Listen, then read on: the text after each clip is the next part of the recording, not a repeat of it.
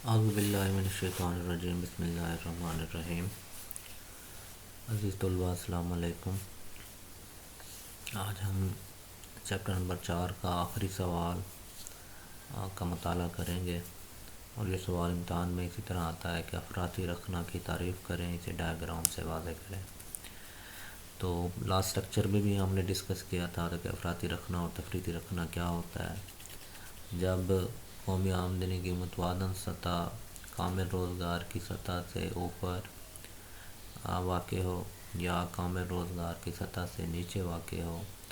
تو اس دوران آمدنی یعنی قومی آمدنی اور کامل روزگار کی سطح کے درمیان ایک رخنہ پیدا ہوتا ہے، جسے ہم تفریطی رکھنے اور افراطی رکھنے کا نام دیتے ہیں۔ کیونکہ آج کا ہمارا ٹاپک جو ہے وہ افراطی رکھنا ہے، تو سب سے پہلے ہم افراطی رکھنا کی ڈیفینیشن کرتے ہیں۔ تو افراطی رکھنے کی ڈیفینیشن یہ ہے کہ جب قومی آمدنی کی متوازن سطح کامل روزگار کی سطح سے اوپر واقع ہو، تو آمدنی اور روزگار کے درمیان یعنی قومی آمدنی اور کامل روزگار کے درمیان ایک رخنہ پیدا ہوتا ہے، جسے ہم افراطی رکھنے کا نام دیتے ہیں۔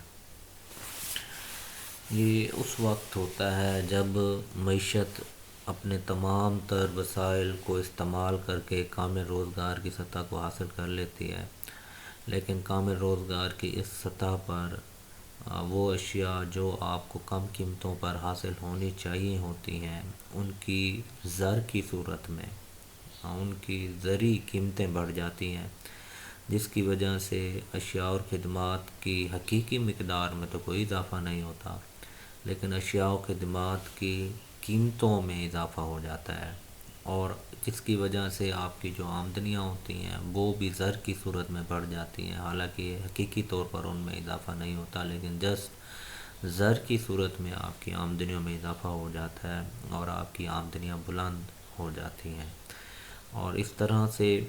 وہ اشیاء جو آپ کو کم قیمت پر ملنی ہوتی ہیں، میسر آنی ہوتی ہیں، زر کی صورت میں ان کی قیمتیں بڑھ جانے کی وجہ سے وہ آپ کو مہنگی میسر آتی ہیں، پہلے سے زیادہ قیمتوں پر میسر آتی ہے، اور اسی وجہ سے آپ کی آمدنیوں میں بھی زر کی صورت میں اضافہ ہوتا ہے، اور اس طرح آمدنی اور روزگار کے درمیان ایک رخنہ پیدا ہوتا ہے، جسے ہم افراطی رکھنے کا نام دیتے ہیں۔ یہ جو اضافہ ہوتا ہے، یاد رکھیے گا، محض زر کی صورت میں ہو رہا ہوتا ہے، اس کا اشیاء اور خدمات کا حقیقی صورت میں کوئی اضافہ نہیں ہو رہا ہوتا، جسٹ ان کی قیمتیں بلند ہو جانے کی وجہ سے اشیاء اور خدمات کی زرعی قیمتیں اور اسی طرح قومی آمدنی میں بھی زر کی صورت میں اضافہ ہو جاتا ہے، جس کی وجہ سے کامل روزگار اور آمدنیوں کے درمیان رخنہ پیدا ہوتا ہے، جسے ہم افراطی رکھنے کا نام دیتے ہیں۔ تو اسے ہم سب سے پہلے اب ڈائیگرام سے ڈسکس کرتے ہیں۔ ڈائیگرام میں ڈسکس کرنے کے لیے آپ نے ایکس ایکسس پہ قومی آمدنی اور وائی ایکسس پہ قومی خرچ کو رکھا ہے، اور اسی طرح آپ کا جو 45 ڈگری کا سیدھا ایک کرو آپ کو y=c+s+t کی صورت میں نظر آ رہا ہے، جسے آپ مجموعی رسد کا خط کہتے ہیں، اور یہ c+i+j کی صورت میں آپ کا مجموعی طلب کا خرچ ہے، جس سے آپ کل خرچ کا خط بھی کہتے ہیں، اور اسے آپ کل آمدنی کا خط بھی کہتے ہیں۔ اور جہاں پہ آپ کا کل آمدنی کا خط کل خرچ کا خط کل آمدنی کے خط کو، یا جہاں پہ مجموعی طلب کا خرچ مجموعی رسد کے خط کو آ کے انٹرسیکٹ کرتا ہے، وہیں پر آپ کی قومی آمدنی کا توازنی نقطہ ہوتا ہے، اور یہ نقطہ ای ہے۔ قومی آمدنی کے اس توازنی نقطے کو معلوم کرنے کے لیے آپ نے او ایکس پر ایک عمود گرایا، جس کا نام آپ نے ای ایم دیا، اور یہاں آپ کو پتہ چلا ہے جی آپ کی قومی آمدنی او ایم یعنی کہ 500 کروڑ روپے ہے، جبکہ ہمارا جو کامل روزگار کا نقطہ ہے وہ نقطہ ایف ہے۔ اب آپ دیکھ سکتے ہیں کہ کامل روزگار کا نقطہ ایف ہے، قومی آمدنی کا نقطہ ای ہے۔ ڈیفینیشن کے مطابق کہ جب قومی آمدنی کی متوازن سطح کامل روزگار کی سطح سے اوپر واقع ہو، تو کامل روزگار کی سطح نیچے ہے، قومی آمدنی کی متوازن سطح اوپر ہے، تو کامل روزگار آمدنی اور کامل روزگار کے درمیان ایک رخنہ پیدا ہوتا ہے، جسے ہم افراطی رکھنے کا نام دیتے ہیں۔ یہی ہم نے ڈیفینیشن کیا، اور اسی کو اب ہم ڈائیگرام کی صورت میں ڈسکس کرتے ہیں۔ آپ نے دیکھا ہے کہ قومی آمدنی کی متوازن سطح ای ہے، کیونکہ یہاں پہ کل آمدنی، کل خرچ اور مجموعی آمدنی اور مجموعی رسد برابر ہیں، یہ نقطہ ای ہے، اور جہاں پہ قومی آمدنی 500 کروڑ ہے، اور کامل روزگار کی نقطہ ایف پر ہے، اور کامل روزگار کی اس سطح پہ آپ آمدنیاں معلوم کرتے ہیں تو یہ او ایم ڈیش یعنی 400 کروڑ روپے ہیں، اور قومی کامل روزگار کے اس سطح پہ آپ کی جو خرچ ہونے چاہیے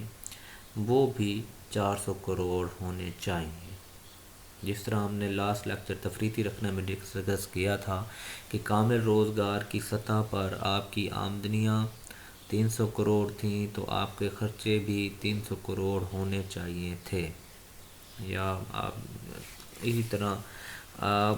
جس طرح ہم نے ڈسکس کیا تھا کہ آپ کی قومی آمدنی اگر 300 کروڑ تھی تو آپ کا خرچہ بھی 300 کروڑ ہونا چاہیے تھا۔ بالکل اسی طرح ہم یہاں بھی وہی دیکھ رہے ہیں کہ کامل روزگار کے اس نقطہ ایف پر آپ کی آمدنیاں 400 کروڑ ہیں تو آپ کے خرچے بھی 400 کروڑ ہونے چاہیے، لیکن کل خرچ کا خط C+I+G ہے۔ جب ہم اس نقطہ ایف کو کل خرچ کے خط کی طرف موو کرتے ہیں تو یہاں یہ جا کے نقطہ ای ڈیش پہ انٹرسیکٹ کرتا ہے، قطع کرتا ہے، اور یہاں پہ ہم جب کل خرچ معلوم کرنا چاہتے ہیں او وائی پہ ہم نے ایک عمود گرایا ہے تو یہاں سے ہمیں پتہ چل رہا ہے جی کل خرچ جو ہے ہمارا وہ 460 کروڑ روپے ہے۔ یعنی کہ نقطہ ایف پر آپ کی اگر آمدنیاں 400 کروڑ روپے ہیں تو آپ کے خرچے بھی 400 کروڑ ہونے چاہیے، لیکن آپ دیکھ رہے ہیں کہ آپ کے خرچے ایف سے بڑھ کر ای ڈیش تک گئے ہوئے ہیں، اور یہ 400 کروڑ سے بڑھ کر 460 کروڑ روپے یعنی 60 کروڑ روپے ان خرچوں میں اضافہ ہو چکا ہوا ہے۔ تو جس کی وجہ سے آپ دیکھتے ہیں کہ کامل روزگار کی اس سطح پہ آپ کی آمدنی 400 کروڑ، خرچے بھی 400 کروڑ ہونے چاہیے، لیکن آپ خرچ 460 کروڑ روپے کر رہے ہیں،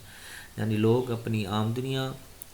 کم اور خرچے زیادہ کر رہے ہیں۔ لوگوں کی آمدنیاں کم ہیں اور وہ اس میں سے اخراجات زیادہ کر رہے ہیں، سرمایہ کاری کی صورت میں، صرفی خرچ اخراجات کی صورت میں لوگ پیسے کو ادھار لے کر کاروبار میں استعمال کر رہے ہیں، جس کی وجہ سے آپ کی آمدنیاں زر کی صورت میں 400 کروڑ سے بڑھ کر 500 کروڑ ہو گئی ہیں۔ لوگ چونکہ اپنی استطاعت سے زیادہ اخراجات کر رہے ہیں، اس لیے زر کی صورت میں آمدنیاں نقطہ ایف سے بڑھ کر نقطہ ای پر گئی ہوئی ہیں، جو کہ 400 کروڑ ہونی چاہیے تھی اور یہ بڑھ کر 500 کروڑ ہو چکی ہیں۔ اب یہ قومی آمدنی کا متوازن سطح 400 کروڑ ہونا چاہیے، لیکن یہ بڑھ کر 500 کروڑ ہو گیا ہے نقطہ ای پر۔ اسے ہم نے نقطہ ای سے واپس نقطہ ایف پر لے آنا ہے۔ اسے لے آنے کے لیے وہ اخراجات لوگوں کی آمدنیاں ایم ڈیش سے لے کے ایف تک ہیں، جبکہ وہ ان میں سے اخراجات کر رہے ہیں ایم ڈیش سے لے کے ای ڈیش تک،